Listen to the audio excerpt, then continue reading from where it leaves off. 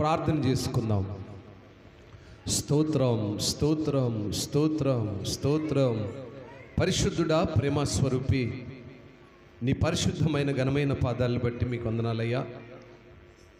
ఈరోజునైనా 7వ దినపు సెలవు ధ్యానాల్లో మేము ఉంటున్నాము నాయనా. ప్రతిదినము మీరు ఏర్పరచుకునే బిడ్డల చేత నూతనమైనటువంటి వర్తమానాలు మీ చేత ఏర్పరచబడి, మీ చేత నాయన మరి పరిశుద్ధపరచబడి, మీ చిత్తంలో వారు మీ పక్షాన్ని నిలబడబోతున్నప్పుడు మీరు కార్యాలు చేయమని, బిడ్డల్ని ఎత్తిపట్టుకోమని నాయన, వారు ఏమైతే మీకు ముందుగా ఉండి మాట్లాడబోతున్నారో వారు మాట్లాడే ప్రతి మాట ప్రభువా మీకు అంగీకారముగాను, బిడ్డలు ఆత్మలో రోషము కలిగినటువంటి విశ్వాసులుగాను, రోషము కలిగినటువంటి సంఘ బిడ్డలుగాను, నీ మాటల వైపు, నీ సన్నిధి వైపు మనసుంచి ముందుకు సాగేవారుగా ఉండటానికి కృపనిమ్మని, ఇదిగో తండ్రి, ఈ రీతిగా ముందుకు సాగుతుండగా కార్యం సఫలము చేయమని యేసే ఘనమైన నామములో ప్రార్థించి అడిగి వేడుకొని ముందుకు కొనసాగుతున్నాము తండ్రి. రైట్, మంచిది. సమయంలో దమ్మ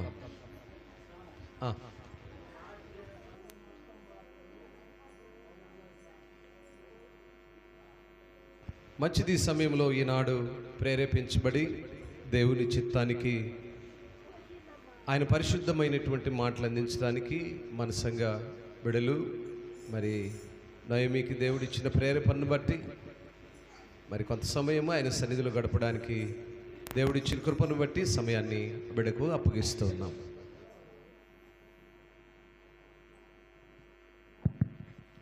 దేవుని నామానికి స్తోత్రాలు. సమయం ఇచ్చిన అయ్యగారికి, అమ్మగారికి నా హృదయపూర్వక వందనాలు. చేరవచ్చిన సంఘానికి నా హృదయపూర్వక వందనాలు చెల్లించుకుంటున్నాను. దేవుడి స్థితిలో ఉంచి ఈ దినమున ఈ రీతిగా మీతో మాట్లాడుటకు ఆయన పరిశుద్ధాత్మ ద్వారాగా ప్రేరేపించబడి మీ మధ్యలోకి వచ్చి ఈ దినమున దేవుడు ఆయన సత్యాన్ని ఎరుగిన వారికి సత్యమును ప్రకటించుటకును, ఆయన సన్నిధిలో ఎలా ఉండాలో, ఆయన సన్నిధిలో ఎలా జీవించాలో, ఆయన కార్యాలు ఎలా చూడాలో దానిని బట్టి దేవుడు ఈ రీతిగా మనకిచ్చినటువంటి ధన్యతను బట్టి దేవాది దేవునికి వందనాలు చెల్లించుకుంటున్నాను. ఒక పాట పాడుకుంటూ ప్రభు నామాన్ని గణపరిచి తర్వాత మనం వాక్యం విందాం.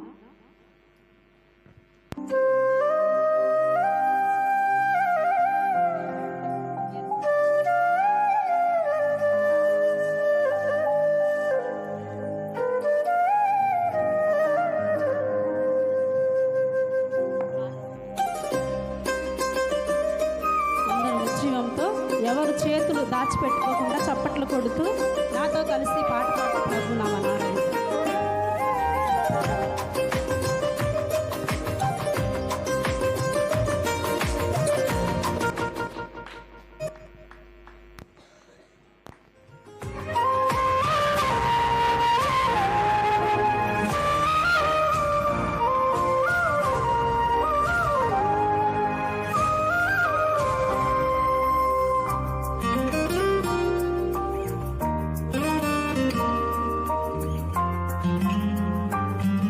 కలిసి పాడదాం.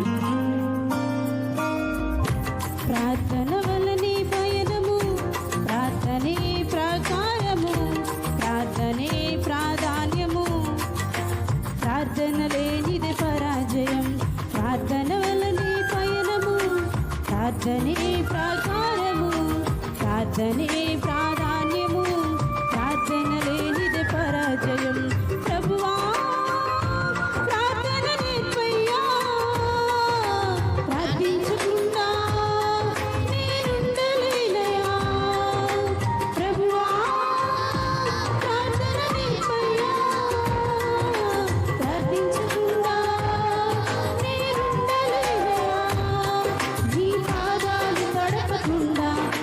పయనం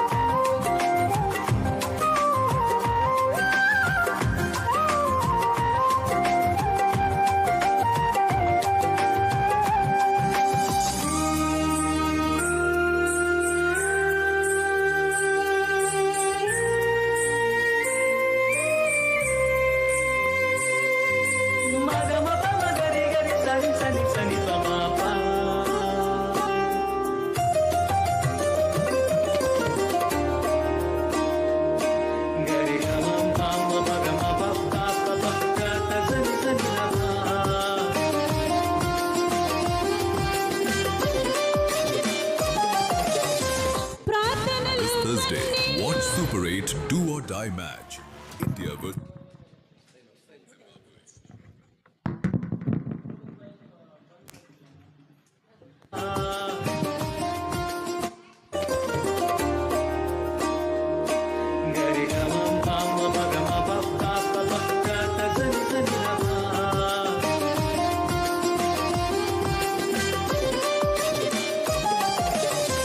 ప్రార్థనలు నాటునది వెల్లడించుట అసాధ్యము. ప్రార్థనలు పోరాడినది ముందుకు పోవుట అసాధ్యము.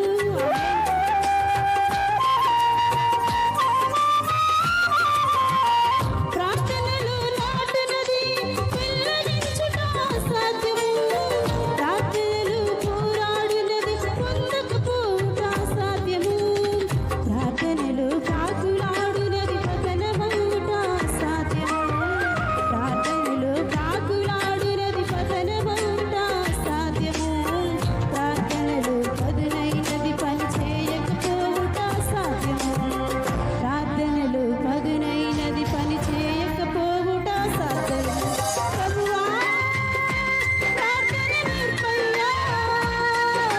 ప్రార్థించకుండా నేనుండలేనయా. ప్రభువా, ప్రార్థన నేర్పయ్యా. ప్రార్థించకుండా నేనుండలేనయా.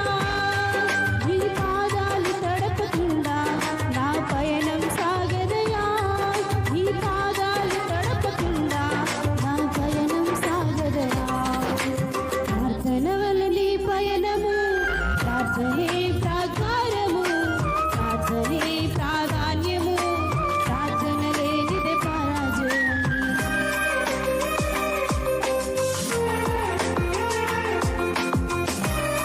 ప్రార్థనలో కన్నీళ్లు కరిగిపోవుట అసాధ్యం.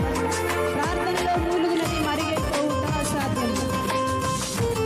అందరం కలిసి చప్పట్లు కొడదాం.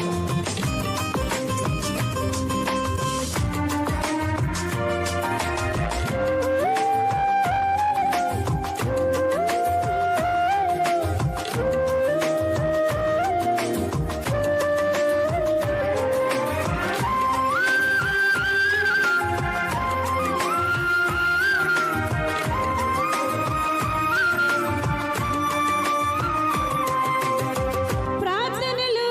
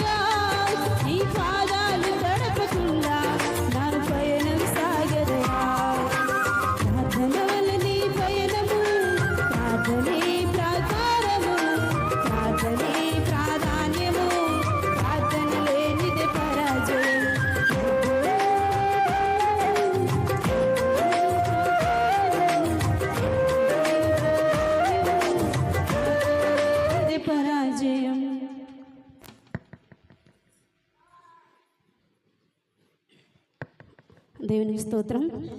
ఇంతవరకు ప్రభు నామాన్ని గణపరిచి ఆయన ప్రార్థనలో ఎటువంటి ఫలము పొందుకొని ఉన్నామో, ఆయన ప్రార్థన ద్వారాగా మన జీవితాల్లో ఎటువంటి కార్యాలు జరుగుతాయో దానిని బట్టి దినమన మనం వాక్యాన్ని వివరించుకుందాం.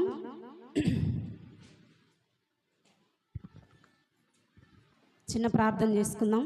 పరిశుద్ధుడా, ప్రేమగల తండ్రి, సర్వోన్నతుడా, సకల పరిశుద్ధులకు కారణభూతుడైన తండ్రి, త్రియేక దేవ, కెరూబులు శరాబుల మీద ఆసీనుడవై నిత్యము నాయన దేవదూతలు యందు పొగడబడుచున్న తండ్రి, నీకు స్తోత్రాలు.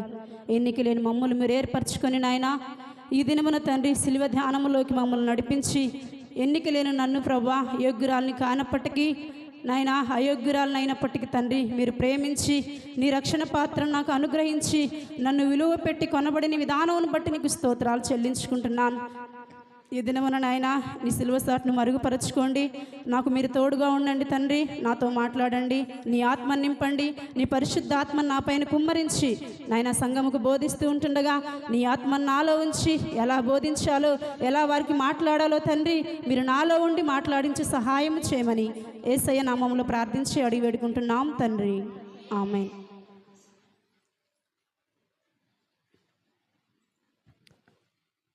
పరిశుద్ధ గ్రంథంలో నుంచి మత్తయి సువార్త 6వ అధ్యాయము 16వ వచనం. బైబిల్లో ఉన్న వారందరూ తెరచి చదువుతూ ఉన్నప్పుడు ప్రతి ఒక్కరూ ఆ వాక్యం ఎలా ఉంది, దాని యొక్క అర్థం ఏమిటి చదువుతున్నప్పుడే అర్థం కావాలి. దేవుని సన్నిధిలోకి వచ్చినప్పుడు దేవుడు ప్రసంగి ఏం చెప్తాడు, మీరు దేవుని మందిరానికి వెళ్ళినప్పుడు మీ ప్రవర్తన జాగ్రత్తగా చూసుకోమంటాడు. కాబట్టి దేవుని సన్నిధిలో మనం ఉన్నాము కనుక క్రమముగాను మర్యాదగాను దేవుని మాటలను ఆలకించి విని గ్రహించుకునేవారిగా ఉండాలి.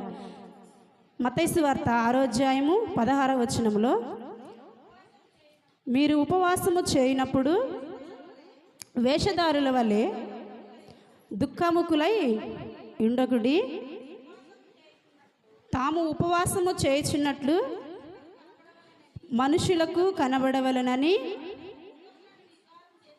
వారు తమ ముఖములను వికారము చేసుకుందురు, వారు తమ ఫలము పొందియున్నారని నిశ్చయముగా మీతో చెప్పుచున్నాను. చాలమ్మా. 6వ అధ్యాయము 16వ వచనంలో యేసుక్రీస్తు ప్రభువు ఈ లోకానికి వచ్చి మనలాంటి మనుషులతో చెప్తున్నటువంటి మాటలు ఇవి. ఏమనంటే ఈ యొక్క ప్రార్థనలు ఎందుకు మనం పెట్టుకునేది, ఈ ఉపవాస ప్రార్థనలు ఎందుకు పెట్టుకుంటున్నాం? యేసు ప్రభు మన కోసము శ్రమల పాలయిండు, సిలువలో వేలాడదీయబడి ప్రాణాన్ని అర్పించిండు. అయితే ఇదంతా ఎవరి కోసము? మన కోసమే కదా. అయితే యేసు ప్రభు చెప్తున్నాడు పరిసయ్యులకు సద్దూకయ్యులకి, మీరు ఉపవాసము చేయనప్పుడు వేశ్యదారుల వలె దుఃఖముకులై ఉండకుడి. ఉపవాసము అంటే ఏంటిది అర్థం? దేవునికి దగ్గరగా ఉండుట. మనము అన్ని దినాల్లో ప్రార్థన చేస్తాం కానీ తాత్కాలికంగా ఉంటుంది. కానీ ఉపవాసం ఉన్నప్పుడు ప్రార్థన చేస్తే ఎలా ఉంటుంది? కడుపులో పేగులు రగులుతూ ఉంటాయి, కానీ మనం ఏమున్నాం? ఉపవాసము ఉన్నాం కదా.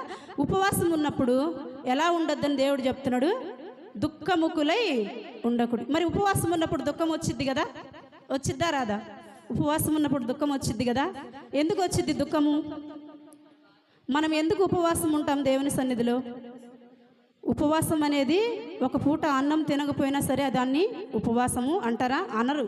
కానీ మనము దేనికి అవసరమైతే దేవుని దగ్గర మొరపెట్టుకోవాలో దాని నిమిత్తమే మనం ఏం చేస్తాం? ప్రత్యేకంగా ఉపవాసం ఉంటాం కదా. మామూలు డేస్లో అయితే మనము తినకపోయినా దాన్ని ఏమంటాం? తినలేదు, బాగలేదు, తినలేదు, అందుకే రాత్రి అన్నం తినలేదు, ఎందుకంటే కొంచెము బాగలేదంట. కానీ ఉపవాసము అంటే దేవునికి దగ్గరవుట. మరి అటువంటి ఉపవాసం ఉన్నప్పుడు యేసు ప్రభు ఏం చెప్తున్నాడు?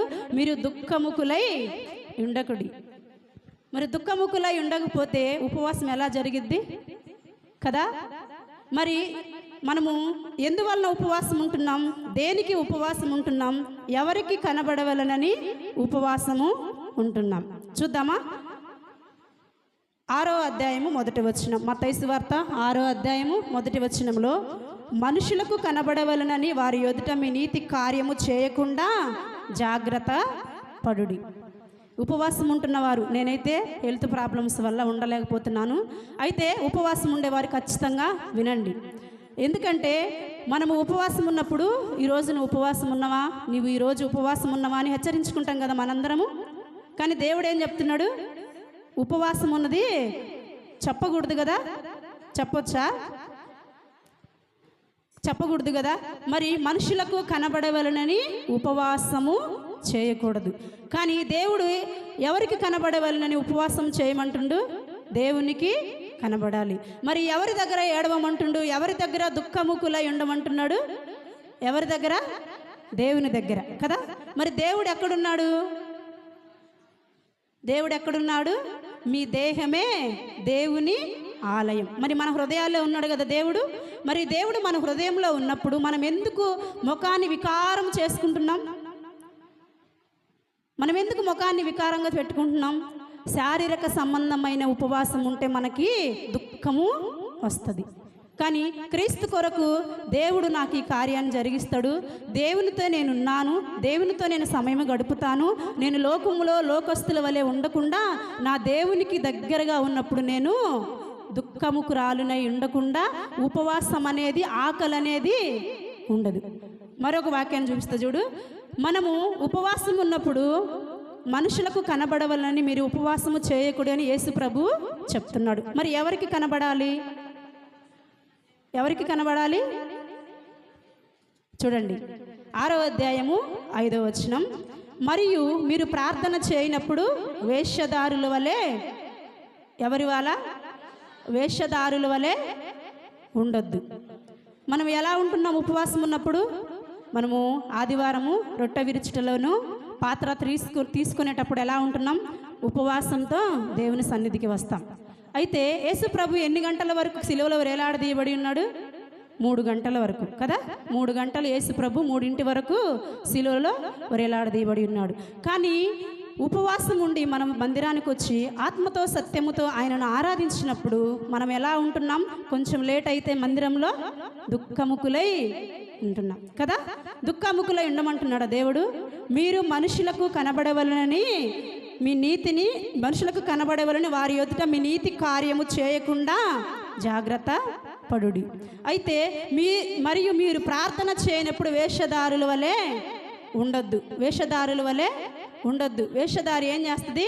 అమ్మా నేను ఉపవాసం ఉన్నాను, అక్కడున్నాను, ఇక్కడున్నాను, ఆకలి అవుతుంది, ప్రార్థన చేసుకోరు, వాక్యం చదువుకోరు, పనికి వెళ్తూ ఉంటారు. కానీ నేను పనికి వెళ్ళొద్దని చెప్పట్లా. పనిలో పొలంలో ఉన్నప్పుడు అన్నం తినే సమయం ఉంటుంది కదా, అన్నం తినే సమయం ఉంటుంది కదా. మరి ఉపవాసం ఉన్నప్పుడు ఆ సమయంలో మీరు ఉపవాసం ఉంటారు. పనికి వెళ్ళిన తర్వాత అన్నం తినే వారి దగ్గర మీరు కూర్చొని ఏం చేస్తారు? ఆ సమయాన్ని ఏం చేయాలి? ప్రార్థన చేసుకోవాలి కదా.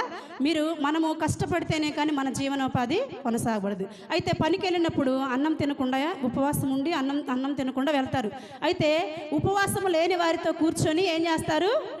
ముచ్చట్లు పెడతారు, దుఃఖముకులవుతారు. ఏమని? నేను ఈరోజు ఉపవాసం ఉన్నా. ఆమె ఏమంటది? నిన్ను ఎవరు ఉండమన్నారమ్మా తినకుండా ఉండలేకపోతే? నిన్ను ఎవరు ఉండమన్నారు ఉపవాసము? కానీ అది అన్యజనులు ఎదుట అల్లరిపరిచినట్టే కదా. దేవుడు ఏమన్నాడు? రహస్యమందు చూచుచున్న నీ తండ్రికి మాత్రమే కనబడాలి. కానీ మనం ఏం చేస్తున్నాం? బహిరంగ సభల్లో చూద్దాం. మరియు మీరు ప్రార్థన చేయనప్పుడు వేశ్యదారుల వలె ఉండొద్దు, మనుషులకు కనబడవలనని సమాజ మందిరములోను వీధుల మూలలోను నిలిచి ప్రార్థన చేయుట వారికి ఇష్టము. మరి మనుషులతో చెప్పుకుంటే నీ కార్యం సఫలమవుద్దా? నీ ఉపవాసానికి అర్థం ఉంటుందా? దేవుడు ఏం చెప్తున్నాడు? రహస్యమందు కదా. మరి సమాజం ఎదుట, వీధుల మూలల ఎదుట మీరు ప్రార్థన చేస్తే అది జరుగుద్దా? మనుషులకు కనబడవాలని ప్రార్థన చేస్తే ఆ కార్యం మీకు సఫలమవుతుందా? కాదు కదా.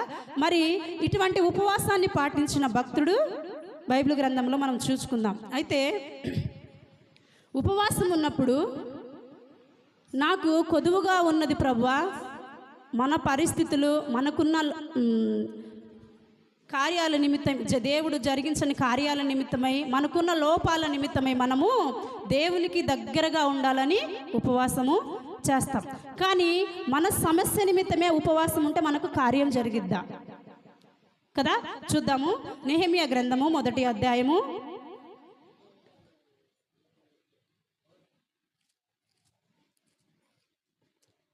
1వ అధ్యాయము 3వ వచనం. వారు చెరపట్టబడిన వారిలో శేషించిన వారు ఆ దేశంలో బహుగా శ్రమను నిందను పొందుచున్నారు.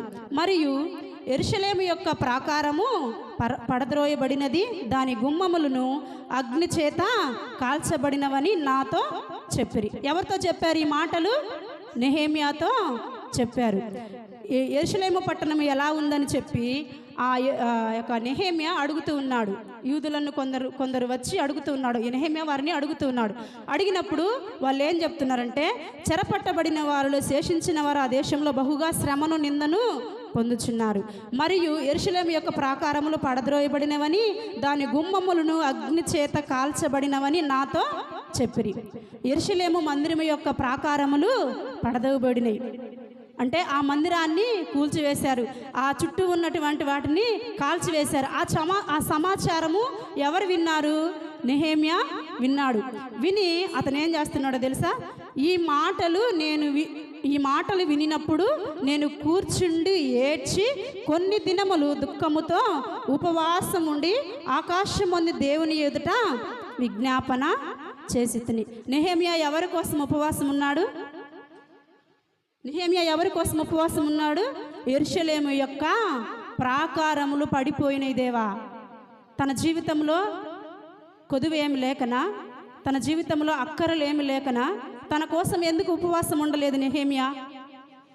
కానీ దేవుని యొక్క పిల్లల యొక్క మందిరము, ఆయన యొక్క మందిరము పడద్రోయబడినది, ఆ యొక్క ప్రాకారములు కాల్చివేయబడినాయి. నేను ఆ ప్రాకారములు కాల్చివేయబడినవి, ఆ యొక్క యెరూషలేము పట్టణము కూల్చివేయబడినది. మరి నా ప్రజలకు నేను ఏం చేయగలను దేవా? నేను ఏం చేయగలను అని చెప్పి ఆ ప్రాకారము నిమిత్తమై నెహెమ్యా ఏం చేశాడు? ప్రార్థన చేశాడు. మరి మన జీవితాల్లో మనం ప్రశ్న వేసుకుందాం. ఆయన ఒక మందిరం గురించి ఉపవాసం ఉండి దేవుణ్ణి అడుగుతున్నాడు. తను ఏం అడుగుతున్నాడో తెలుసా? ఒక మందిరం గురించి ఆయన ప్రార్థన చేసేటప్పుడు, దేవా ఆ మందిరము ప్రాకారములు పడదోయబడినాయి, తిరిగి మీరు దాన్ని కట్టండి, ఆ మనుషులను మార్చండి, దానికి కావాల్సినటువంటి ప్రతిదీ మీరు అనుగ్రహించండి అని ప్రార్థన చేయాలి. కానీ ఆయన ఏమని ప్రార్థన చేస్తున్నాడో తెలుసా? ఆ మందిరం గురించి ఆకాశమందుల దేవుని ఎదుట విజ్ఞాపన చేసి తిని ఎట్లనగా, ఆకాశమందున్న దేవా యెహోవా, భయంకరుడువైన గొప్ప దేవా, నిన్ను ప్రేమించి నీ ఆజ్ఞలను అనుసరించి నడుచు వారిని కటాక్షించి వారితో నిబంధనను స్థిరపరచువాడ. దేవుణ్ణి ఇక్కడ ఏం చేస్తున్నాడు? ఆయన గొప్ప చేస్తున్నాడు. ఏం చేస్తున్నాడు? గొప్ప చేస్తున్నాడు. మన జీవితాల్లో ఏ రోజున్నా దేవుణ్ణి గొప్ప చేసామా? తండ్రి నేను ఉపవాసం ఉన్నాను, నా పాపాలు క్షమించి నాకున్న లోటుపాట్లను తీర్చండి. మనం నిర్మించుకున్న వాడికి తెలియదా మన అక్కరలు?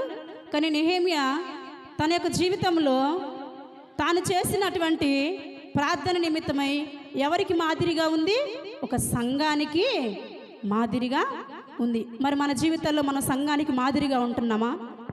మన హృదయాన్ని మనం నెమర వేసుకుంటున్నామా?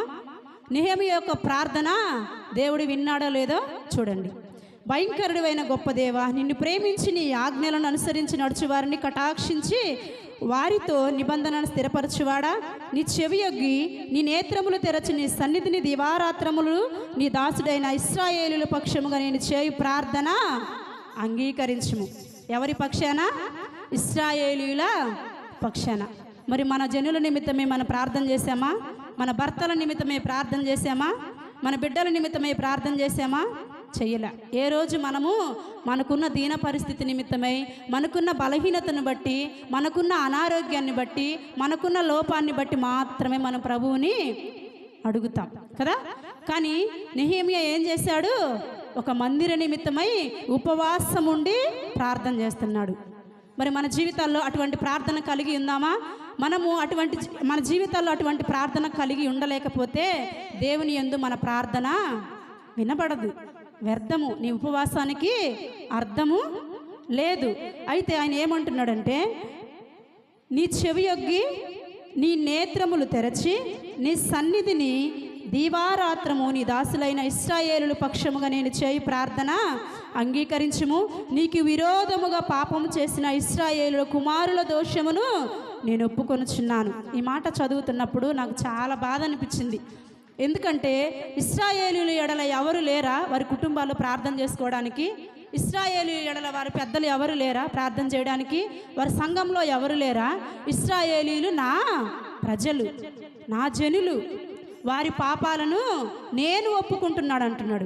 కానీ మన సేవకుడు ప్రార్థన చేస్తాడు ఏమని తెలుసా? నా గ్రామాన్ని మార్చయ్యా, సంఘానికి నడిపించయ్యా. మీరు ఎప్పుడైనా విన్నారా గ్రామం గురించి ప్రార్థించినప్పుడు?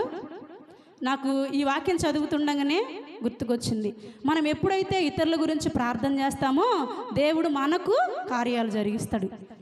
ఎప్పుడు దేవుని సన్నిధిలో మనము దుఃఖముఖులై ఉండకూడదు. నువ్వు దుఃఖించుచున్నావా? నీలో బాధ ఉందా? నీలో లోపం ఉందా? నీలో అవిశ్వాసం ఉందా? నీలో ఘనత లేదా? నువ్వు అవమానపరచబడుతున్నావా? నువ్వు నిందించబడుతున్నావా? రహస్యమందు నీ తండ్రికి ప్రార్థన చేయి. ప్రార్థన చేయనప్పుడల్లా ఎలా ఉండాలి? వేషధారుల వలె ఉండకూడదు. ఎలా ఉండాలి? వేషధారుల వలె ఉండకూడదు. నెహేమ్యా వలె ఇతరుల గురించి ప్రార్థన చేసేవారిగా ఉండాలి. మన లోపం మనకి తెలిసిద్ది, మన నిందలు మనకి తెలుస్తాయి, మన బాధలు మనకి తెలుస్తాయి. నీలో ఉన్న బాధ, నాలో ఉన్న బాధ దేవునికి తెలుసు. కానీ ఇతరులో ఉన్న బాధ నీకు తెలుసా? నాలో ఉన్న బాధ నీకు తెలుసా?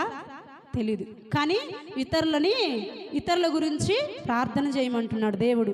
అందుకని మనము ప్రార్థన చేస్తూ ఉన్నప్పుడు దుఃఖముఖులై ఉండకుండా, వేషధారుల వలె ఉండకుండా, పరలోకమందు నీ చూచు నీ తండ్రికి రహస్యముగా ప్రార్థన చేస్తేనే మనకు కార్యాలు జరుగుతాయి. మనము ప్రార్థన చేస్తున్నప్పుడు మొదట ఏం అడగాలి? ప్రార్థన రాని వారి కోసము నేను ఈ గ్రంథాన్ని విప్పి చూపిస్తున్నా. ఎందుకంటే ప్రార్థన అనేది దేవునితో మాట్లాడుట, వాక్యం అనేది వినుట కదా. ప్రార్థన అనేది డైరెక్ట్గా దేవునితో మాట్లాడుట. మళ్ళీ మనం దేవునితో డైరెక్ట్గా మాట్లాడినప్పుడు ఆయన చేసిన కార్యాలను మనం వివరించొద్దా? దేవుని దగ్గర వివరించాలి కదా. ఇప్పుడు మనము ఆయన చేసే కార్యాల నిమిత్తమై మొదటిగా ప్రార్థన చేసినప్పుడు ఆయన నామాన్ని గొప్ప చేయాలి. నెహెమ్యా ఏం చేశాడు? నా దేవా, భయంకరుడా, గొప్ప దేవా. మనము మన భర్తలను ప్రేమిస్తాం, నాకు నా తల ఉన్నాడని చెప్పి ఆయన ప్రేమిస్తూ ఆయన ఏం చేస్తాము? కొంతమంది స్త్రీలం ఉంటాం, నలుగురు మధ్యలో నా భర్త అవమానపరచబడకూడదు, నా భర్త నాకు ఎన్ని శ్రమలు పెట్టినప్పటికీ, నన్ను ఎన్ని నిందలు పెట్టినా, ఎన్ని కొట్టినా సరే నలుగురిలో ఆయన మర్యాదగాను, ఆయన క్రమముగాను ఉండాలి కదా. ప్రేమిస్తామా లేదా? ప్రేమిస్తాం. కానీ మనము దేవుని దగ్గరికి వచ్చినప్పుడు మనం ఎందుకు ఆయన గొప్ప చేయలేకపోతున్నాం? మనకు భర్తనిచ్చిన వాడెవరు? మన భర్తను నిర్మించిన వాడెవడు? యేసయ్య కదా. మరి ఆయన నామాన్ని మనం ఎందుకు గొప్ప చేయలేకపోతున్నాం? నీ మొదట నీ సమస్యను ప్రక్కన పెట్టి దేవుణ్ణి గణపరచాలి కదా. దేవుణ్ణి గణపరచాలి. నెహెమ్యా ఏం చేశాడు? దేవుణ్ణి గణపరిచిండు. తర్వాత తన శ్రమను, తన యొక్క బాధను చెప్పుకున్నాడు. ఏమని? ఇశ్రాయేలీయులు చేసిన పాపాలని క్షమించయ్యా. మరి నా జనులు చేసిన పాపాలను క్షమించయ్యా అని ఏ రోజన్నా అడిగినమా? ఖచ్చితంగా అడగాలి. మనము వినుచున్న వాక్యాలను బట్టి ఏ రోజుకు ఆ రోజు మనము మన హృదయాన్ని భద్రం చేసుకోవాలి. వినేవారిగా ఉండి గ్రహింపు లేని జీవితంలో ఉంటే మనము నిష్ప్రయోజనం. ఇది ఆత్మ సంబంధమైన దేవుని బిడ్డలకు మాత్రమే అర్థమవుతుంది. లోకపరంగా ఉన్న బిడ్డలకి అర్థము కాదు. ఎందుకంటే ఆత్మ సంబంధమైనటువంటి మాటలు మాట్లాడుతున్నప్పుడు నిత్య జీవానికి వెళ్ళుటకు ఇన్ని కారణాలు ఉంటాయా? నేను నిత్య జీవమును పొందుకోవాలంటే ఇంత గొప్ప ఆదరణ ఉంటుందా? నేను నిత్య జీవానికి వెళ్ళాలంటే నేను ఈ రీతిగా దేవుని సేవించాలా అని ఆత్మ సంబంధమైన వారికి మాత్రమే అర్థమవుతుంది. మరి అక్కడ నిందలు, అవమానాలు వాటిని గురించి ఆ నెహెమ్యాకు చెప్పినప్పుడు తను ఏం చేశాడు? ఉపవాసం ఉంది, దుఃఖము కూడా ఏడ్చి ఆ యొక్క యెరూషలేము పట్టణము గురించి ప్రార్థన చేశాడు. మరి మనము మన జీవితాల్లో మన దోషముల నిమిత్తమై కానీ మన పాపముల నిమిత్తమై కానీ ప్రభువుని అడగాలి. ప్రభువా, నా జీవితంలో ఈ కార్యాన్ని జరిగించావంటే ముందు నాలో ఏ దోషం ఉందో, నేను ఎవరిని ప్రేమించలేక ఉన్నానో, నా జీవితంలో ఎవరిని నేను ద్వేషించి ఉన్నానో, దేవుని సన్నిధిలో నిలబడి చెప్తున్నా. ఒక మాట నేను ఒకవేళ అనినా సరే వెంటనే వెళ్ళి నా యొక్క దిన ప్రార్థనలో ప్రభువా పేరు పెట్టి దేవుణ్ణి అడుగుతాను. నేను దేవుడు నా జీవితంలో అందుకే అనేకమైన కార్యాలు జరిగిస్తుండు. ప్రభువా, ఫలాని బిడ్డ పక్షాన ఆతురతపడి ఆవేశంతో నేను ఈ మాటను అన్నాను. మనుషులకు కనబడవాలంటే సిగ్గుకరంగా ఉంది వెళ్ళి పిలవడానికి, కానీ రహస్యమందు నువ్వు చూస్తున్నావు, నీవు నాతో మాట్లాడుతున్నావు కనుక నా హృదయంలో ఈ మర్మము దాచబడి ఉంది, నా నుంచి దీనిని తీసివేయి ప్రభువా అని పరలోకపు తండ్రిని ప్రతినిత్యం నేను అడుగుతా. కానీ ఆ ప్రార్థన చేస్తున్నప్పుడు సేవకుడు చెప్తున్న ప్రతి మాట నా జీవితంలో నెరవేర్చబడింది. ఎందుకంటే ప్రతి నిత్యము నేను ఆ ప్రార్థన అనేది చేస్తున్నా. నెహెమ్యా తన యొక్క ప్రాకారాల నిమిత్తమై ఉపవాసం ఉండి ప్రార్థించినప్పుడు దేవుడు ఏం చేశాడు తెలుసా? తన జీవితంలో తనకున్న బాధలను చెప్పుకోకుండా తన యొక్క సంఘము గురించి, తన జనుల గురించి, వారి పాపముల గురించి నా ఎదుట మొరపెట్టి ఉన్నాడని చెప్పి నెహెమ్యా యొక్క ప్రార్థనను దేవుడు ఆలకించి ఉన్నాడు. చూడండి, మీకు విరోధముగా పాపము చేసిన ఇశ్రాయేలీయుల కుమారుల దోషమును నేను ఒప్పుకొనుచున్నాను. నేనును నా తండ్రి ఇంటి వారును పాపము చేసి ఉన్నాము, నీ ఎదుట బహు అసహ్యముగా ప్రవర్తించితిమి. నీ సేవకుడైన మోషే చేత నువ్వు నిర్ణయించిన ఆజ్ఞలనైనను కట్టడలనైనను విధులనైనను మేము గైకొనక పోతిమి. మరి ఆజ్ఞలు కట్టడలు ప్రతి వారం మనము 119వ కీర్తనలో వింటున్నాం కదా. మరి మీరు సాక్ష్యం చెప్పగలరా? ప్రభువా, ఈ సంవత్సరంలో నాకు ఇచ్చిన వాగ్దాన ప్రకారం నా జీవితంలో నీవు నెరవేర్చి ఉన్నావు. నేను చెప్పగలను, ఎందుకంటే నేను వాగ్దానం తీసుకునేటప్పుడు ప్రభువా నా జీవితం ఎలా అయినా ఉండని, నా పరిస్థితి, నా బలహీనత ఏదన్నా కానీ నేను సువార్తను ప్రకటించాలయ్యా అని నేను వాగ్దానం తీసుకుంటాను. ఎందుకంటే ఒక పాపి నశించిపోవట దేవునికి ఇష్టం లేదు, రక్షించబడటమే దేవునికి ఇష్టము. ఆయన రక్షించుటకు మాత్రమే ఈ లోకానికి వచ్చి ఉన్నాడు. ఎందుకంటే ఆయన యొక్క మనస్సును ఎరిగిన వారు ఆయన వలె ఉంటారు కదా. మనము ఆ వాగ్దానం తీసుకున్నప్పుడు ప్రభువును మాత్రము అడిగి తీసుకోవాలి. వాగ్దానం ఎవరు తీసుకోవాలో తెలుసా? నమ్మి బాప్టిసము పొంది రక్షించబడి ఉన్నవారు మాత్రమే వాగ్దానము తీసుకోవాలి. వాగ్దానము తీసుకున్న తర్వాత దాని ప్రకారం నడవకపోతే శాపము. ఇది పరిశుద్ధాత్మ దేవుడే మాట్లాడిస్తుండు. వినుట వలన విని దాన్ని త్రోసివేయటం కాదు. కానీ నువ్వు వాగ్దానం మీద చేయి పెడుతున్నావంటే నీకు చదువు రాదు, నీకు వాగ్దానం ఎందుకు? నీకు అక్షరం ముక్క రాదు, నీకు వాగ్దానం ఎందుకు? నీకు రక్షణ లేదు, అవసరమా? మారు మనసు లేదు, నీకు అవసరమా? నీకు పాపక్షమాపణ తెలుసా? యేసు ప్రభు మాత్రం చనిపోయాడని తెలుసు. వాగ్దానం చేసిన వాడు ఎవరు? మరి ఆ నమ్మదగిన దేవుని నమ్మకంగా ఆయన యొద్దకు వస్తున్నావా? నా జీవితంలో దేవుడు చేసిన కార్యం నిమిత్తమై నేను నమ్మదగిన దేవుని పక్షాన నమ్మదగిన స్త్రీగా నేను ఉంటున్నాను. నీకు కృపయు సమాధానమును విస్తరించునుగాక అని నాకు వచ్చినటువంటి 2025 సంవత్సరపు వాగ్దానం. నేను ఆ మాట నాకు వచ్చినప్పుడు నేను ఏమని వాగ్దానం తీసుకున్నా తెలుసా? ప్రభువా నీ సువార్తను నేను ప్రకటించాలి. ప్రభువా నీ సువార్తను నేను ప్రకటించాలన్నప్పుడు ఈ అయోగ్యురాలి పక్షాన నాలో ఏ మంచితనము లేదు, నేను విశ్వాసిరాలిని అని కూడా చెప్పను. ఎందుకంటే నేను అయోగ్యురాలిని, నేను ఎందుకు పనికి మాలినటువంటి దాన్ని.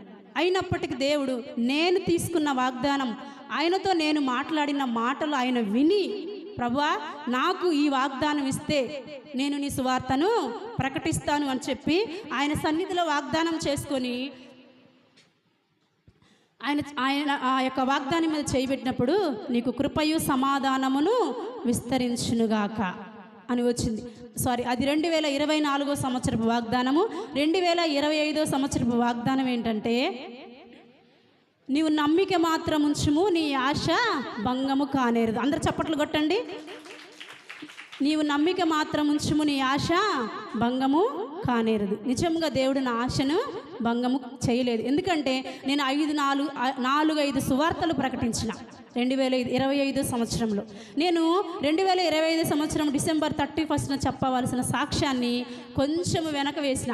ఎందుకంటే కొంత గలిబిలి వలన ఈమె విశ్వాసురాలా, ఈమె జీవితంలో ఇలా జరిగినాయా మేము చూస్తున్నాము కానీ మనుషులు ప్రశ్నిస్తారేమోలని, మనుషులకు కనబడవలనని నా అవిశ్వాసాన్ని బయలుపరిచిన. ప్రభువా నేను వెనక వేస్తున్నా, నన్ను క్షమించయ్యా అన్న. కానీ దేవుడు ఈ దినము నా వాగ్దానాన్ని గుర్తు చేస్తాడని కూడా నేను అనుకోలే. మరి మీరు వాగ్దానం తీసుకున్నప్పుడు మీ వాగ్దానం ఏంటో తెలుసా? మీ వాగ్దానము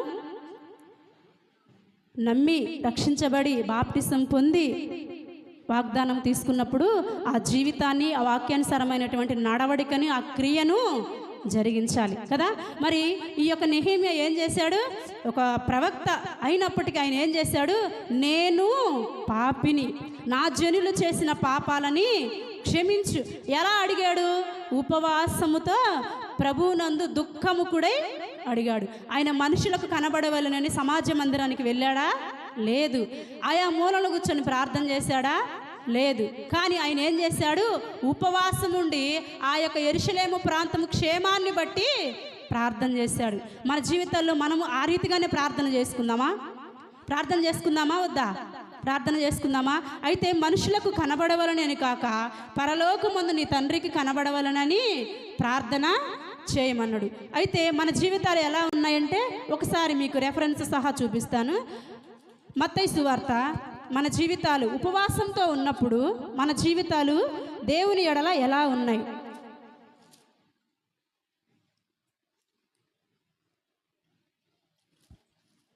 మన జీవితాలు ఉపవాసం ఉన్నప్పుడు దేవుని ఎడల ఎలా ఉన్నాయి? మనము మనుషులకు కనబడవలనని భక్తి చేస్తున్నామా, లేదా రహస్యమందు చూచి నీ తండ్రికి కనబడవలనని భక్తి చేస్తున్నామా, లేతే తాత్కాలికంగా ప్రార్థనకు వచ్చామా పోయినామా, ఆమె చూసిందా ఏమో చూసిందా అన్నట్టుగా జీవిస్తున్నామా, లేకపోతే లుదియా హృదయమును తెరచిన దేవుడు నీ హృదయాన్ని తెరచినట్టుగా దేవుని సన్నిధికి వస్తున్నామా? మనం ఎలా ఉండాలి? ఆనాడు పేతురు చెప్పిన వాక్యాన్ని విని, పౌలు చెప్పిన వాక్యాన్ని విని లుదియా ఏం చేసింది? ఆమె హృదయాన్ని తెరుచుకుంది. నిన్న ఒక సేవకుడు చెప్పాడు, రాహాబు వేశ్య కదా. ఆ వేశ్య అన్న మాట వింటుంటే చాలా కసి పుడుతుంది, చాలా కోపం వస్తుంది. ఎందుకంటే మనుషులు ఇంకా ఈ స్థితిలోనే పూర్వకాలంలో దేవుడు రాయబడిన లేఖనములో రాయబడినటువంటి మాటను ఇంకను దాన్ని ఏం చేస్తున్నారు? మనుషులు కొనసాగించుకుంటూనే వస్తున్నాడు. పాతవి గతించిపోయాను, ఇదిగో క్రొత్తవాయను. క్రొత్తవాయను అన్నప్పుడు మన జీవితాల్లో ఏమో ఉండాలి? క్రొత్త వాగ్దానాలు ఉండాలి కదా, కొత్త ప్రార్థన ఉండాలి కదా, కొత్త హృదయం ఉండాలి కదా. మరి దేవుని యందు భయభక్తులు కలిగిన స్త్రీ ఎవరు? లుదియా కదా. మరి ఆమె భయముతో ఉంది, భక్తితో ఉంది. మరి ఆమె దేవుడు ఆమె హృదయాన్ని ముందుగానే తెరవాలిగా, ఆమె ముందుగానే రక్షించబడాలిగా. వినండి, నా వైపు చూడండి, వినండి. ఇది మన జీవితాల్లో కట్టుకునేటువంటి ఒక జీవన యొక్క శైలి. మనము తినుము త్రాగుము సుఖించము అనేది శరీరానికి మాత్రమే ఆరోగ్యాన్ని ఇస్తుంది. ఆత్మ సంబంధమైనది దేవుని పరంగా పక్కన పెడితే ఆత్మలో ఉన్నటువంటి మర్మం అనేది, మనలో ఉన్న మర్మము, నీలో ఉన్న మర్మము, నాలో ఉన్న మర్మము దేవుడు ఒక్కడు మాత్రమే చూడగలడు. దాన్ని సరి చేసుకోవాలంటే ఏ మనుషుడి దగ్గరికి వెళ్ళినా నీకు సమాధానం అనేది దొరుకుద్దా? దొరకదు. అందుకే మనుషుల ఎడల నీవు దుఃఖముకురాలై ఉండకమంటుండు. మరి నీవు సమాజంలోకి వెళ్ళి నీ అక్కరను, నీ బాధను తెలియజెప్పుకోవడానికి నీలో ఏదో సిగ్గుగా అనిపించినప్పుడు, దేవుని మందిరానికి వచ్చినప్పుడు దైవ సేవకులు ఎవరు చెప్తున్నా సరే ఆ మాట ఎందుకు చెప్తున్నాడు, ఆ మాట నా జీవితంలో ఉపయోగపడుద్దా అని విని గ్రహించుకునే మనసు మనకు ఉండాలి. అయితే ఆ యొక్క సువార్తను దైవభక్తి కలిగినటువంటి ఆ స్త్రీ మరి విశ్వాసం ఉంచిందిగా, భయంతో ఉందిగా, భక్తితో ఉందిగా. మరి ఆయన వాక్యము చెప్పినప్పుడే ఎందుకు తన హృదయం తెరచబడింది? ఈరోజు ఈ దినమున ఈ శ్రమ దినాలలో ఎంతమంది ఉపవాసం అయితే ఉంటుండ్రో తెలియదు, కానీ ఉపవాసం ఉన్న వారందరికీ చెప్తున్న మాట ఏంటంటే, దేవుడు ఈ దినమున ఈ సంవత్సరంలో నీ జీవితంలో కార్యము చేయబోతున్నాడు. అందరు చప్పట్లు కొట్టండి. దేవుడు ఈ దినమున ఈ సంవత్సర కాలంలో మన జీవితాల్లో కార్యము చేయబోతున్నాడు. కానీ ఎందుకు ఎలా చేయబోతున్నాడంటే లుదియా వాక్యమును విని తన హృదయాన్ని తెరిచింది. అంటే తెరిచిందంటే అసలు దేవుడు అంటే ఎవరు, ఆయనలో ఏమి ఉంది, ఆయనలో ఏమి తీర్చబడతాయి, ఆయనలో ఏమి మర్మము దాచబడింది అని ఆమె గ్రహించి విని తన హృదయాన్ని తెరుచుకుంది. తన మట్టుకు తానే క్రీస్తును నడిచిందా, తన కుటుంబాన్ని కూడా మార్చుకుంది. మన జీవితాల్లో మన కుటుంబాలకు సాక్ష్యం ఉందా, మన బ్రతుకులకు సాక్ష్యం ఉందా? ఖచ్చితంగా సాక్ష్యం అనేది ఉండాలి. అయితే మనము దుఃఖముఖులై ఉండి దేవుని సన్నిధిలో ఎలా మనము ఆయన సన్నిధిలో ప్రార్థన చేస్తున్నాము, మనం ఎలా ఉన్నాం, మన జీవితం ఎలా ఉంది అని మత్తయి సువార్త 23వ అధ్యాయం 27వ వచనంలో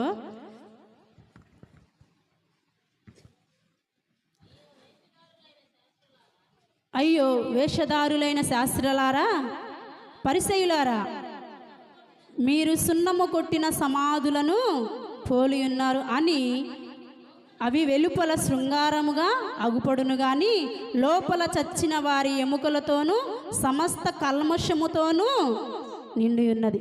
యేసు ప్రభువు ఎందుకండి సిలువ వేయబడింది మన కోసము? ఎలా ఉన్నామంట మనము? సున్నము కొట్టిన సమాధుల వలె. మీ అందరికి సమాధులు తెలుసు కదా, తెలుసా తెలీదా? సున్నము కొట్టిన సమాధులు, సమాధుల క్రింద ఏముంటుంది? భూమిలో కుళ్ళిపోయిన శవము, వాసన, ఎముకలు, అదంతా మనకు తెలుసు కదా. అలాగా మన జీవితాలు ఉన్నాయని చెప్పి దేవుడు చెప్తున్నాడు. మరి అలాంటి జీవితం మనలో ఉన్నంత కాలం మనలో ఏముంటుంది? చీకటే సంభవిస్తుంది. వేషధారులైన శాస్త్రులారా, వేషధారి పైకి భక్తికి జీవిస్తున్నావేమో, మనసులో విశ్వాసం అనేది లేదు. దేవుడు అంటే అసలు భయమే లేదు. లోతు, ఆ కాలంలో లోతు భార్య వెనక వైపు చూసి ఏమైంది? భయం ఉంది ఆమెకి. దేవుడు ఏం చెప్పాడు? వెనక్కి తిరుగు చూడకుండా వెళ్ళు, ఈ ప్రదేశం నుంచి నిన్ను కాపాడడానికి నేను వచ్చి ఉన్నాను. అబ్రహాం ఏమంటాడు తెలుసా? ఆ సొదొమ గొమొర పట్టణానికి ఆ దేవదూతలు వెళ్తూ ఉంటే, అయ్యా అక్కడ ఎవరున్నారు? నా తమ్ముడైనటువంటి లోతు ఉన్నాడు. మరి ఒక్క నీతిమంతుని బట్టి అయినా కానీ నువ్వు ఆ దేశాన్ని రక్షిస్తావా అన్నాడు. రక్షిస్తాను అన్నాడు. కానీ కనపడినరు అక్కడ లోతు కుటుంబం మాత్రమే కనబడింది. అయితే ఆ ప్రదేశం నుంచి, ఆ భయంకరమైన పాపం నుంచి ఆ యొక్క లోతు కుటుంబాన్ని బయటికి తీసుకొచ్చేటప్పుడు స్త్రీ ఏం చేసింది? వెనక్కి తిరిగి, ఇది మన రక్షించబడిన మన జీవితాలు వెనకబడి ఉన్నాయేమో ఒకసారి గ్రహించుకోవాలి. ఎందుకంటే దేవుడు ఏం చెప్తున్నాడు? వినుట వలన విశ్వాసము అధికమగును, కానీ ప్రార్థన చేయుట ద్వారాగా ప్రతిఫలం అనేది పొందుకుంటాం కదా. మరి ఎలా ప్రార్థన చేయాలి? రహస్యమందు చూచి నీ తండ్రికి మాత్రమే ప్రార్థన చేయాలి. సంత వీధులలోనూ మనుషులకు కనబడవలనని ఆమె చూసింది, నా భక్తి, ఈమె మంచి భక్తురాలు అని అనిపించుకోవటం నీకు ఇష్టమా? ఎవరి మెప్పు కావాలి మనకి? ఎవరి మెప్పు? దేవుని మెప్పు కావాలి. అయితే నెహెమ్యా ఎవరి కోసం ప్రార్థన చేశాడు? యెరూషలేము యొక్క పట్టణము, ప్రాంతము, ఆ యొక్క సంఘము గురించి ప్రార్థన చేశాడు. అయితే ఆ యొక్క ఉపవాసము ఉన్నప్పుడు మనం ఎవరికి కనబడకూడదు? మనుషులకు కనబడవలనని ప్రార్థన చేయకూడదు. యేసు ప్రభువు కూడా ఈ శోధన ఆయన యొద్దకు వస్తూ ఉన్నప్పుడు రెఫరెన్స్ చూపించడానికి సమయం లేదు. యేసు ప్రభువు కూడా ఈ 40 దినాల శ్రమల కాలం ఆయన యొద్దకు వస్తూ ఉన్నప్పుడు 2 వ్యక్తులను వెంట పెట్టుకొని అరణ్య ప్రాంతానికి వెళ్ళాడు కదా. మరి ఆయన ఎందుకు వెళ్ళాడు? ఆయన యేసు ప్రభు అని తెలుసు కదా, ఆయన ఆశ్చర్యకార్యాలు చేసే దేవుడు అని తెలుసు కదా. ఆయన ఎందుకు వెళ్ళాడు? ఆ 2 వ్యక్తులను వెంట పెట్టుకున్నటువంటి యేసు ప్రభువు, మీరు ఇక్కడే ఉండండి, మీరు ఇక్కడే కూర్చొని ఉండండి, నిద్రపోకండి, నేను వెళ్ళి ప్రార్థన చేసుకొని వస్తాను. నాలో దుఃఖమైనటువంటి వ్యాకులత ఉన్నది, నేను దేవుని సన్నిధిలో ఆ వ్యాకులతని తొలగించుకోవాలి, నేను ఏడ్చి ప్రార్థన చేసుకోవాలి అని చెప్పి యేసు ప్రభు ఆ ప్రాంతానికి వెళ్ళి ప్రార్థన చేసుకొని వచ్చేసరికి ఇక్కడ 2 వ్యక్తులు ఏం చేస్తున్నారు? నిద్రపోతున్నారు. అటువంటి జీవితాలుగా ఉన్నాయి మనకి కదా, నిద్రపోతున్నారు. మరి యేసు ప్రభువే ప్రార్థన చేసుకున్నప్పుడు వారితో, యేసు ప్రభువుతో పాటు ఏకీభవించొద్దా? ఏకీభవించాలా లేదా? ఏకీభవించాలి కదా. మరి ఏకీభవించకపోతే సంఘము ప్రార్థించినప్పుడు సంఖ్యలు ఎలా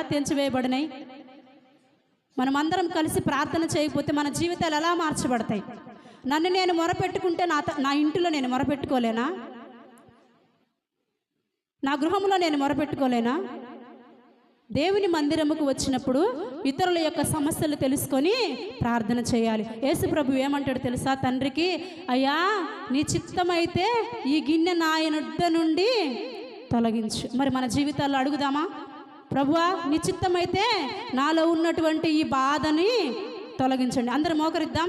ప్రభువా నీ చిత్తమైతే ఈ గిన్నె నా యొద్ద నుండి తొలగించు. ఈ దినమున నెహెమియా యొక్క ప్రార్థన దేవుడు ఆలకించి పడిపోయిన ప్రాకారములను తిరిగి కట్టగలిగి ఉన్నాడు. మనుషులకు కనబడవలనని భక్తి మనము చేయక రహస్యమందున్న తండ్రికి కనబడవలనని మాత్రమే ఉపవాసముతో మనము ప్రార్థన చేద్దాం. యేసు ప్రభువు కూడా అరణ్యమునకు వెళ్ళినప్పుడు ఆ ప్రాంతానికి వెళ్ళి ఇద్దరు వ్యక్తుల్ని దూరంగా ఉంచి ప్రార్థన చేస్తున్నాడు. తండ్రి నీ చిత్తమైతే ఈ గిన్నె నా నుండి తొలగించు. అందరూ కళ్ళు మూసుకుందాం. ఎవరు కళ్ళు తెరవద్దు. దేవుని సన్నిధిలో ఇచ్చిన సమయాన్ని బట్టి దేవుని సన్నిధిలో మనము దేవుని సన్నిధికి మన హృదయపూర్వకమైన ప్రార్థన దేవునికి వినబడలాగిన ప్రార్థన చేద్దాం. ఇదిగో మనుషులకు కనబడవలని నేను భక్తి చేస్తున్నామేమో తండ్రి, ఈ దినమున నా భక్తికి నీవు ఆధారమై ఉన్నావు. నా జీవితంలో నువ్వు చేసే కార్యాలు మనుషులకు కనబడవలని చెప్పి కాక రహస్యమందు నీవు చూస్తున్నావని నేను భయముతో నీ సన్నిధిలో ప్రార్థన చేయాలయ్యా. నేను ఇతరుల కోసము ప్రార్థన చేయాలి. నా భక్తి జీవితాన్ని నేను ఆధారం చేసుకోకూడదు. నీవు నాలో ఉన్నావని చెప్పి నేను ప్రార్థన చేయాలి. నేను వాగ్దానం తీసుకున్నానయ్యా, నేను తప్పిపోయి ఉన్నానేమో. ప్రతి ఒక్కరు నోరు తెరిచి ప్రార్థన చేద్దాం. మనము ఈ శిలువ దినాల్లో ప్రార్థన పెట్టుకుంటున్నామంటే 40 దినములు ప్రార్థన చేస్తున్నామంటే ఈ 40 దినముల్లో ఒక అద్భుతమైన కార్యాన్ని మన ఎడల దేవుడు జరిగించాలి. మన ఎడల ఆయన ఆశ్చర్య కార్యాలు జరిగించాలి. ఖచ్చితంగా మనము ఆయన కార్యాన్ని చూడాలంటే విసుకక నిత్యము మనము ప్రార్థన చేయాలి. ఆయన యొక్క కోరికను మనము నెరవేర్చాలి. మనం ఇతరుల కోసము ప్రార్థన చేయకూడదు. మన జీవితాల్లో మన కోసము మనం ఇతరుల కోసము ప్రార్థన చేసినప్పుడు దేవుడు మన ఎడల కార్యాన్ని చేస్తాడు. ప్రభువా నా గొప్ప దేవా, భయంకరుడా, ఆకాశాన్ని భూమిని నిర్మించినవాడా, నిజమైన దేవా, ప్రాణమున్న దేవా, నా రక్షకుడా, నా విమోచకుడా, నా ఆర్తధ్వని ఆలకించయ్యా. దావీదు పాపక్షమాపణ పొందినప్పుడు నీ కృప చొప్పున నన్ను కరుణించయ్యా అని ప్రార్థన చేశాడు. మన జీవితంలో అటువంటి ప్రార్థన జీవితం మనలో ఉన్నప్పుడు దేవుడు మన హృదయాలని తెరుచునుగాక. హృదయ యొక్క హృదయాన్ని తెరిచిన దేవుడు నా హృదయాన్ని కూడా తెరుస్తాడు. ప్రతి ఒక్కరు మోకరించుదామా? ప్రతి ఒక్కరు అడుగుదామా? ప్రభువా నేను దుష్టురాల్ని, నేను అయోగ్యురాల్ని, నువ్వు గొప్ప దేవుడు అయ్యా. నువ్వు సూర్య చంద్ర నక్షత్రాలను కలుగజేసిన దేవుడు. నీ వంటి వాడి లోకంలో ఏ దేవుడు కాదయ్యా. అయ్యా ఇంతవరకు నేను తెలియక చేసిన పాపాలను క్షమించయ్యా. హృదయ యొక్క హృదయాన్ని తెరిచిన దేవా, నా హృదయాన్ని తెరుచు. వినుచున్న వాక్యాల ద్వారా నన్ను విమోచించయ్యా. నేను ఏమాత్రము తొట్టిల్లిపోకుండా నా పాదములకు నువ్వు దీపమై ఉండి యేసయ్యా అని ప్రతి ఒక్కరూ ప్రార్థన చేద్దాం. నా సమస్య నీకు తెలిసే ఉన్నదయ్యా. నేను ఇతరుల కోసం ప్రార్థన చేసే కృప నాకు ఇవ్వయ్యా. ఇతరులను ప్రేమించేటువంటి ధన్యత నాకు ఇవ్వయ్యా. నా భర్త కోసం నేను ప్రార్థన చేయ్యా. నా భర్తను మార్చుకోవాలయ్యా. రహస్యముగా గదిలోనికి వెళ్ళి ఏడ్చి కన్నీరుతో నా భర్త కోసం నేను ప్రార్థన చేయాలయ్యా. నా భర్త కోసం నేను ప్రార్థన చేయాలయ్యా. ఆయన నిజమైన రక్షణ పొందుకోవాలయ్యా. నాయన మేము వాగ్దానం తీసుకుంటున్నామంటే నమ్మదగిన దేవుని యొక్క మేము నిజముగా ఉండాలని ఆశపడుతున్నామయ్యా. రాహాబు తండ్రి ఒక విధమున వేశ్యగా ఉంది. అటువంటి వేశ్యను నువ్వు మార్చిన దేవుడవయ్యా. నా జీవితంలో కూడా తండ్రి నా భర్తను మార్చు, నా బిడ్డలను మార్చు, నా కుటుంబాన్ని మార్చు, నా బంధువులను మార్చు, నా రక్త సంబంధికులను మార్చి నా కుటుంబానికి యోబుల్ లాంటి కంచెను అనుగ్రహించయ్యా. యేసయ్యా నెహెమియా యొక్క ప్రార్థనను ఆలకించావయ్యా. తన జీవితంలో రాజుకు గిన్నె అందించేవాడైనటువంటి నెహెమియా యొక్క ప్రార్థన నువ్వు ఆలకించావు. నా జీవితంలో కూడా నా ప్రార్థన ఆలకించయ్యా. మనుషులకు నేను కనబడుట కాదయ్యా, రహస్యమందు నీకు కనబడుటకు మాత్రమే నేను ప్రార్థన చేస్తున్నాను. ఈ సంవత్సరంలో నాకు ఇచ్చిన వాగ్దానాన్ని నువ్వు నా హృదయంలో నెరవేర్చయ్యా, నా కుటుంబంలో నెరవేర్చయ్యా. ఇది మొదలుకొని నిరంతరము భయముతో భక్తితో నా పాపాన్ని విడిచిపెట్టి, నా అంధకారమును విడిచిపెట్టి, నా దోషమును విడిచిపెట్టి, నా అతిక్రమమును విడిచిపెట్టి నా కోసం ఆ కలువరిగిరిలో నా కోసం ఆ సిలువ వేయబడే ముందు 40 దినములు నా కోసం శ్రమ పడ్డావయ్యా. నా కోసం నిందల పాలయ్యావు తండ్రి. అయ్యా నీ చిత్తమైతే, నీకు ఇష్టమైతే నా యొద్ద నుండి ఈ గిన్నె తొలగించమని అడిగావయ్యా. మేము అడుగుతున్నాం యేసయ్యా, నీ చిత్తమైతే మా దోషములు క్షమించయ్యా, నీ చిత్తమైతే మా ప్రార్థన ఆలకించయ్యా. పరలోకానికి నీ భూమికి నీ విరోధముగా ఉన్న నా పాపాలు క్షమించయ్యా. యూట్యూబ్ ద్వారాగా చూస్తున్న ప్రతి ఒక్కరు కూడా మీ హృదయాల్లో, మీ ఇంటిలో మోకరించి ఈ లైవ్ చూస్తున్న ప్రతి ఒక్కరు కూడా దేవుడు నీ గృహంలో కార్యం చేయబోతున్నాడు. నెహెమీయా యొక్క జీవితంలో ఆయన ఉపవాసం ఉండి ప్రార్థించినప్పుడు ఆయన యొక్క కార్యాన్ని జరిగించి ఉన్నాడు. ఉపవాసంతో నువ్వు దేవుని సన్నిధికి వస్తున్నావేమో, అయ్యా ఇదిగో బలహీనురాలివై నువ్వు కృంగిపోతున్నావేమో, దేవుడు మాట్లాడుతూ ఉన్నాడు. నేను బలహీనుడనే, కానీ నాలో ఉన్నవాడు బలవంతుడు. ఆయన నా ఎడల కార్యం జరిగిస్తాడు. నేను శోధింపబడిన మీదట నేను సువర్ణముగా మార్చబడతాను.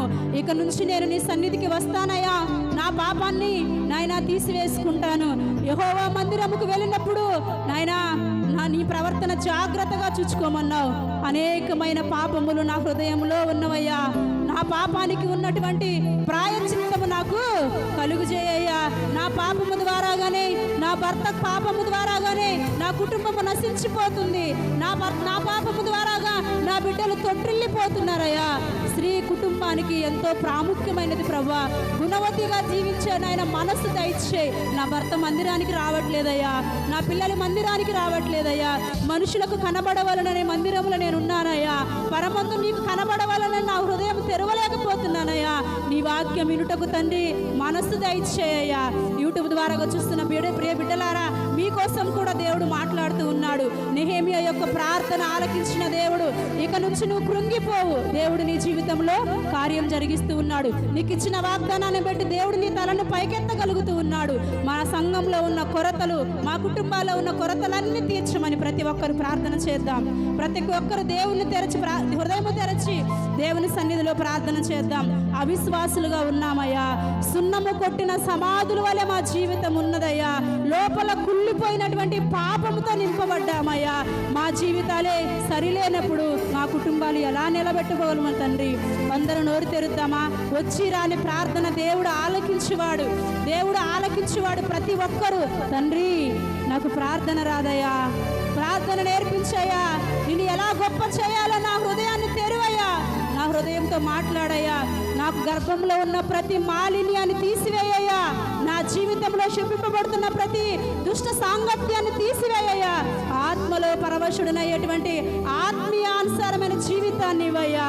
అయ్యా ఇక నుంచి సమయానుకూలంగాను సమయోచితంగా నీ సన్నిధికి వస్తామయ్యని ప్రతి ఒక్కరం ప్రార్థన చేద్దామా? ప్రతి హృదయము దేవుడు ఈ దినమున చూస్తూ ఉన్నాడు.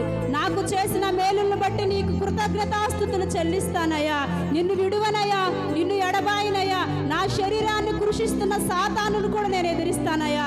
నేను ఎన్నటికీ దానిని నేను చేర్చుకోనయ్యా. నా ప్రాణం నాలో సొమ్మసిల్లుతున్నప్పటికీ కూడా నిన్ను మాత్రమే నేను స్తుతిస్తానయ్యా. జ్ఞాపకం చేసుకుందాం. ప్రతి ఒక్కరు జ్ఞాపకం చేసుకొని ప్రభువుని ఈ దినమున మన హృదయంలోకి పిలుద్దాం. ప్రభువా, నా భర్త పట్టించుకోవటం లేదు, నా భర్తకు త్రాగుడు బానిసుడైండు, లోక సంబంధమైనటువంటి వ్యసనాలకు బానిస అయిపోతున్నాడు. నా భర్తను రక్షించయ్యా. నా భర్త ఎడన నా ప్రవర్తన జాగ్రత్తగా ఉండులాగా సహాయము చేయయ్యా. అయ్యా ఆ పాపాన్ని నా బిడ్డల వైపు రాకుండా నీ ఆత్మను నాలో ఉంచయ్యా. అయ్యా లుదియా తన హృదయాన్ని కట్టుకుందయ్యా, తన హృదయాన్ని తెరిచిందయ్యా. అటువంటి జీవితాన్ని నాకు ఇవ్వయ్యా. అందరం అలాగే ప్రార్థనలో ఉండి ప్రభువుని అడుగుదాం. సర్వోన్నతుడా,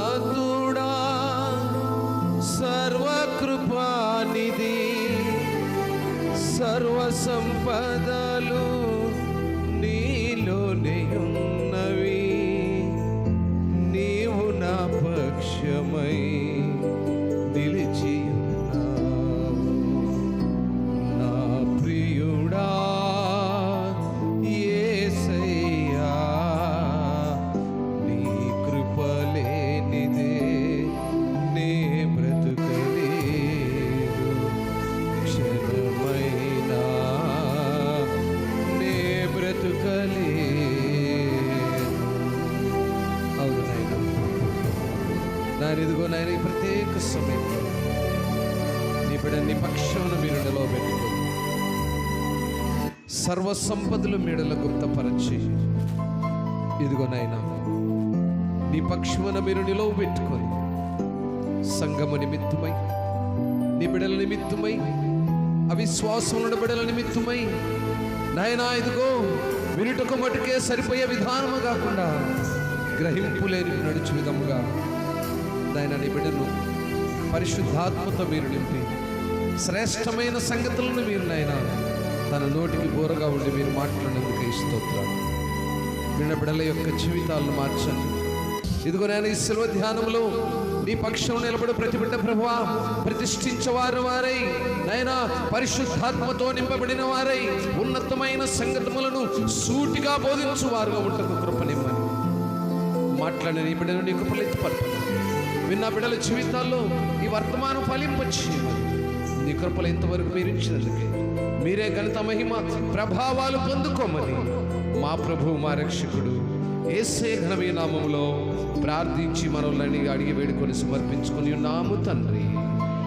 త్రియేక దేవుని కృపా కాపుదల చేరి వచ్చిన సంఘమునకు సకల పరిశుద్ధులకి శ్రేష్టమైన వర్తమానం ఇచ్చినట్టు నీ ప్రియ కుమార్తెని ఇప్పుడు ఎల్లప్పుడు సదాకాలము ఆయన కృప తోడయుండి నడిపించునుగాక. ఆమేన్. అందరికీ చక్కగా